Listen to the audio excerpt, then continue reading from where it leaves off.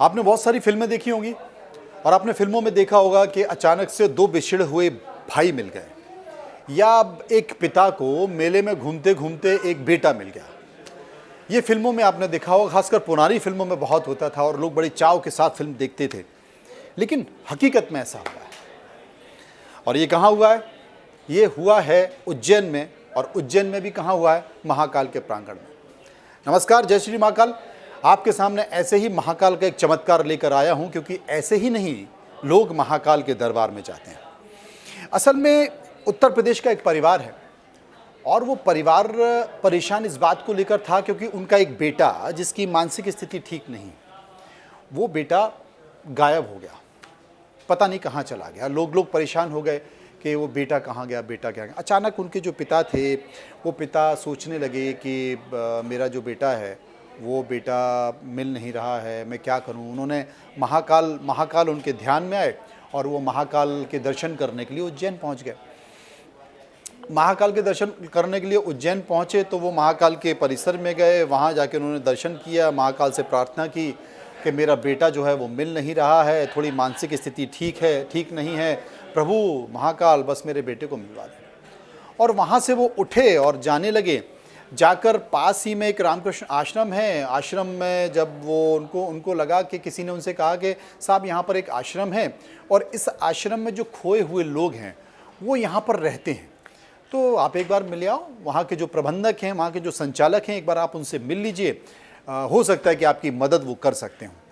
तो वो मिलने पहुँचे, और जब वो मिलने पहुँचे तो उन्होंने उनसे कहा कि साहब मेरा एक बेटा है, वो मानसिक रूप से थोड़ा सा है, डिस्टर्ब है, और वो करीब कुछ महीने पहले घर से वहाँ से निकला था और पता नहीं कहाँ चला गया। उन्होंने फ़ोटो दिखाया, तो जब फ़ोटो दिखाया तो जो उस आश्रम के संचालक थे, ये आपका बेटा है? बोले हाँ साहब मेरा बेटा है। बोले ये तो मेरे पास ही है, मेरे आश्रम में। बोले आपके आश्रम में? बोले हाँ मेरे आश्रम में। बोले बुलाओ। उन्होंने आवाज़ दी, उन्होंने बुलाया, वो बेटा आ रहा था सामने से। तो सोचिए, जिस बेटे को ढूंढने के लिए एक पिता परेशान है, वो महाकाल का ध्यान करता है, और महाकाल का ध्यान करके उज्जैन जाता है, और उज्जैन जाने के बाद वो कहता है कि बस महाकाल मेरे बेटे से मिलवा दीजिए। अचानक से एक आदमी कहता है यहाँ एक आश्रम में जहाँ पर खोए हुए लोग होते हैं, आप एक बार वहाँ भी चर्चा कर लीजिए, और अगर नहीं है तो उनके संचालक से मिल लीजिए, हो सकता है वो तमाम दूसरे राज्य दूसरे ज़िलों के जो आश्रम है वहाँ से पूछ के बता देंगे। और बेटा मिल गया। जब बेटा मिला तो पिता की खुशी का ठिकाना नहीं रहा। बेटे ने पिता के पैर छुए, गले लगे, और पता किया कि ये आया कैसे। अब ये कहानी बड़ी इंटरेस्टिंग है। उसका नाम, जो पिता का नाम है वो भी मैं आपको बताऊंगा, और बेटे का नाम भी मैं आपको बताऊंगा कि आखिर क्या है। लेकिन जो सबसे बड़ी बात है कि जब ये पता हुआ कि कहानी क्या है, और जो उनके बेटे हैं वो आखिर कैसे मिले, कहाँ मिले, मैं आपको बता दूं कि जो ये उत्तर प्रदेश के रहने वाले थे सज्जन, जो अपने बेटे को ढूंढने गए, वो कासगंज, उत्तर प्रदेश के कासगंज के रहने वाले हैं, और श्री कुमार इनका नाम है, श्री कृष्ण कुमार इनका नाम है।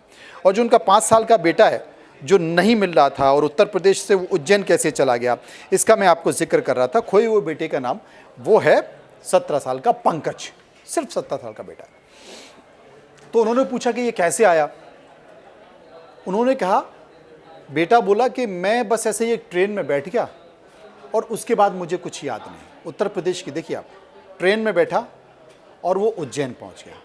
उज्जैन में अचानक वो गिर पड़ा ट्रेन से कहीं, और उसके बाद उसको होश नहीं।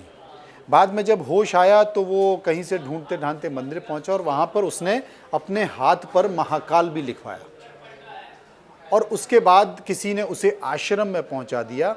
अब आश्रम में सिर्फ उसने इतना बताया कि मेरा नाम पंकज है, मैं 17 साल का हूँ, और मैं उत्तर प्रदेश का रहने वाला हूँ। इसके अलावा कुछ नहीं बताया, और 3 महीने से वो उसी आश्रम में मौजूद था।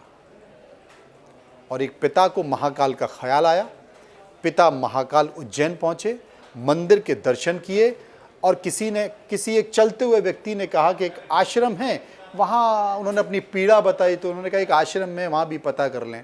वो आश्रम में गए, और बेटा सामने नजर आया।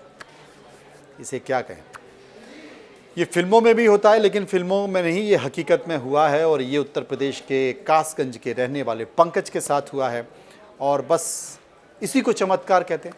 फिलहाल इतना ही। आप चलते रहिए इंडिया न्यूज़ के साथ। नमस्कार।